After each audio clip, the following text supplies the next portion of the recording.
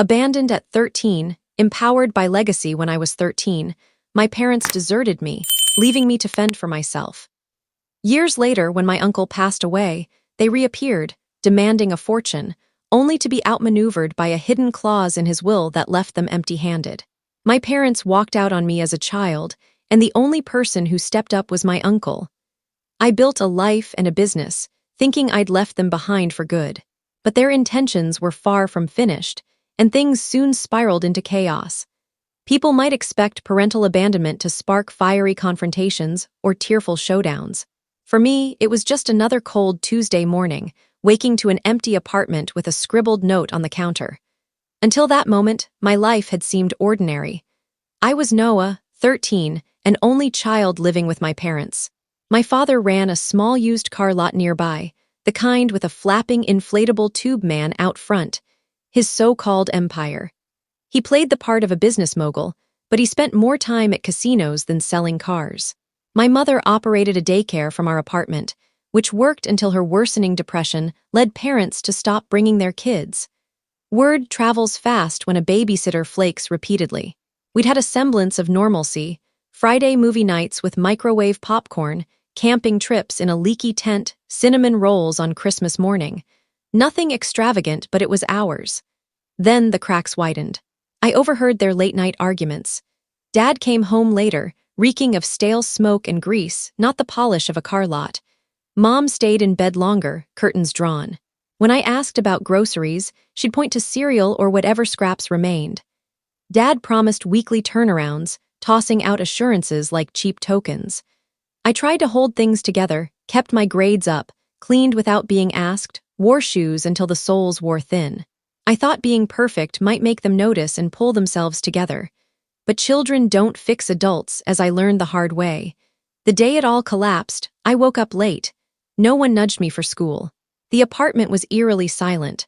Their bedroom door was ajar, unusual since Mom always closed it on rough days. Inside, half the closet was bare. Drawers were emptied, leaving stray socks behind. On the kitchen counter sat a note in Mom's handwriting. "Noah, we can't do this anymore. Your Uncle Graham will look after you. We're sorry." 16 words, that's all. I called Mom's phone straight to voicemail. Dad's number disconnected. I searched for any contact information. Nothing, just me, the note, and silence. That night I stayed up on the couch, staring at the phone as if it owed me answers. On day 2, the landlord banged on the door about rent. I explained my parents were gone, but he looked skeptical, muttering about calling social services. Panic set in. By day 3, I contacted my school counselor. She acted fast. Soon, Child Protective Services was at the door. Mr. Barrett, the social worker, spoke gently, as if trying to keep me from shattering. He made calls, shuffled papers, and said they'd located my father's brother, Uncle Graham. Graham was a near-mythical figure in our family. I'd met him maybe twice. My parents called him aloof, pompous, too consumed by his high-end home design business.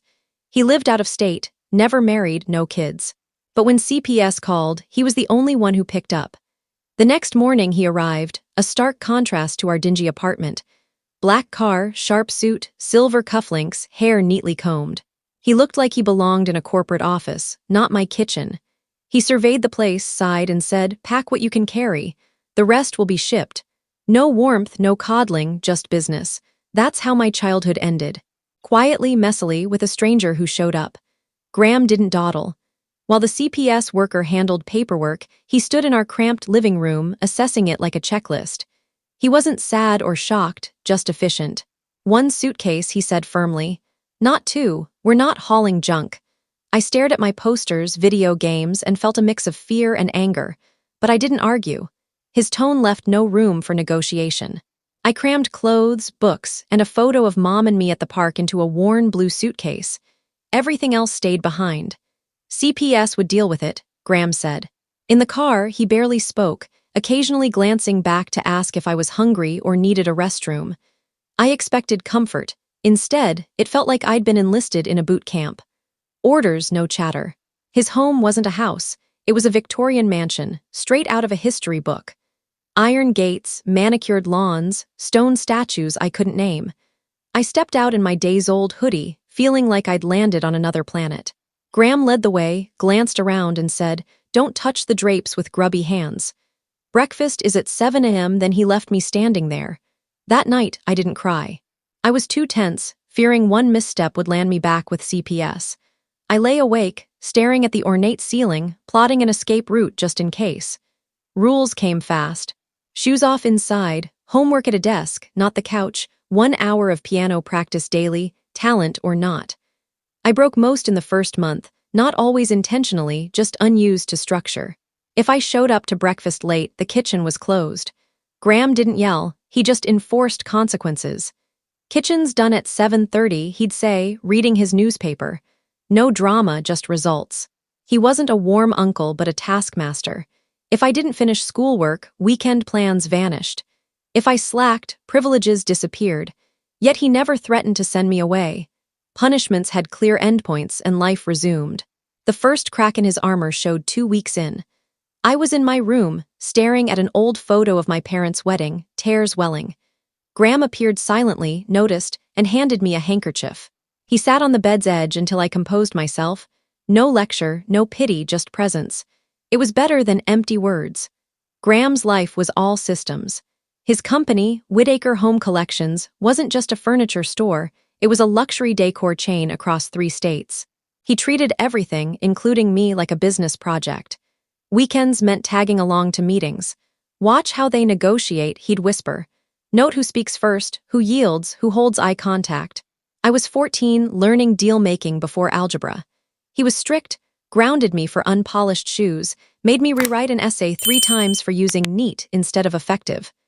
Eye-rolling earned a sharp, careful Noah. The world doesn't bend for your annoyance. But beneath the edge was reliability. Unlike my parents, he stayed when things got tough. That first year, I tested him constantly, skipping piano, sneaking TV, bracing for rejection. He never budged. He disciplined but stayed. I began to trust he wouldn't vanish. Graham deemed my public school inadequate and enrolled me at Westfield Academy, a rigorous private school. The classes were brutal. Peers talked of European vacations while I mastered Graham's fork etiquette. I struggled, nearly drowning in work.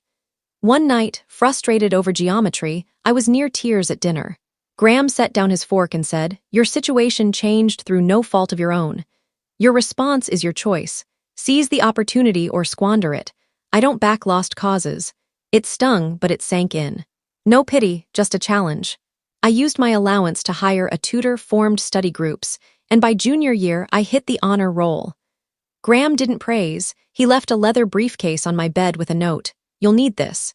His version of approval. His rules, once suffocating, became my edge. Teachers praised my preparation. Classmates envied my organization. Graham didn't tolerate half-effort. The real clash came with college applications. I wanted State University, familiar, comfortable. Graham dropped a stack of Ivy League brochures on my desk. "Apply to these." I snapped, "Why do you care? It's my life, not your experiment." He stayed calm. "Your friends chase fun. I'm building your future. Don't hide in comfort." I pushed back, yelling I just wanted normalcy. His reply was icy. "I didn't ask to raise you either. Yet here we are. I'm giving you what your parents couldn't." That hurt because it was true. Later, he shared that my father, a gifted mathematician, never got to college due to money troubles, working at a gas station while Graham got a scholarship. My mother had potential too, but her opportunities faded. "I won't let that happen to you," he said. It wasn't warmth, it was purpose. I applied to 7 schools to prove I wasn't scared. I got into 5 and picked Northwestern, prestigious yet far enough away. When the acceptance came, Graham handed me a pen. "Sign it. Tuition's covered. No fanfare, just action." His method worked. By college, I wasn't the scared kid with one suitcase. I was sharp, driven, a bit like him. Northwestern wasn't easy, but Graham's training made it manageable. I arrived prepared, outworking peers who partied too hard. I joined clubs, excelled in group projects, and found a knack for design and marketing. Graham's lessons on reading people gave me an edge in presentations. Our calls grew less formal. He'd even toss in a dry joke. When I griped about cafeteria food, he quipped, "Good. It's practice for a world where success tastes bland." Summers, I worked at Whitaker Home Collections, rotating through inventory, negotiations, and marketing. By graduation, I knew the business cold. I returned to the mansion as marketing director, no longer the lost kid but a partner.